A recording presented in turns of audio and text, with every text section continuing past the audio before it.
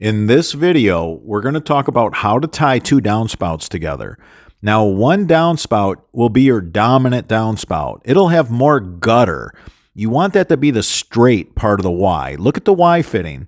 There is a main to the Y, and then you have the Y portion of this fitting where you can merge in the secondary downspout. You simply look up at the rooftop and you see which one has the longest gutter run. So you pick your main and make that the straight line, and then you merge the secondary downspout into that main.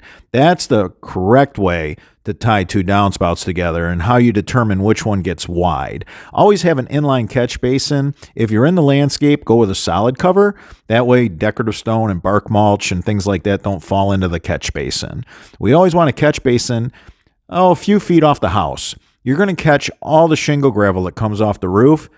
Shingled homes have to have an inline catch basin. Always install a vented cleanout. Here's the advantages to having a vented cleanout. If your pop-up freezes in the wintertime, or if the grass grows over your pop-up because life happens and you don't have time to address that, at least you can vent the water right there and get it off the roof. If the ground's frozen, the water's just going to run away during a thaw. Your inline catch basin, solid cover in the landscape is a great practice. Use a really good plumbing tape on all those fittings and all those connection points so that these plants, these trees, these shrubs, these perennials, they can't root in. The roots will not get in your system. You can see that the crew did a great job at using our super sticky, super stretchy plumbing tape, sealing up all the connection points. Now keep in mind, pine cones, tree bark, if you have trees growing over your house, you're going to have branches that fall, hit the roof. You're going to have pieces of wood that end up in your downspout system. It's really a good idea to have something that will catch those. Heck, this will catch a chipmunk or a squirrel too, so you won't end up with those dead, bloated in your line. Usually you'll hear a bunch of noise and you can take this door off and they come shooting out. So this is a pretty neat thing here. If you don't want the screen, you can take the screen out and just use it as a clean out, a vented clean out. But if you want the screen, you can see it's super easy to remove the middle and push a garden hose through it if you needed to, just down to the catch basin to make sure you got all the shingle gravel in the catch basin. Now, under your catch basin, put some fabric and then a pocket of stone.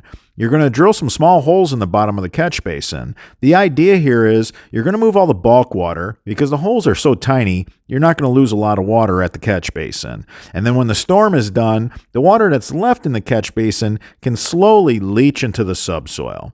But if you don't put a bed of stone under there, it's going to get stuck in the clay and you're not going to be able to drain that basin out. Again, you got your main on the Y, you got it merging in the secondary downspout, good plumbing tape to seal up all the connections.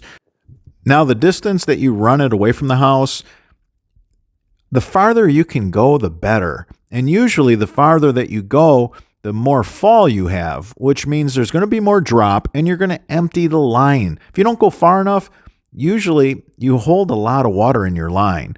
So take it out quite far.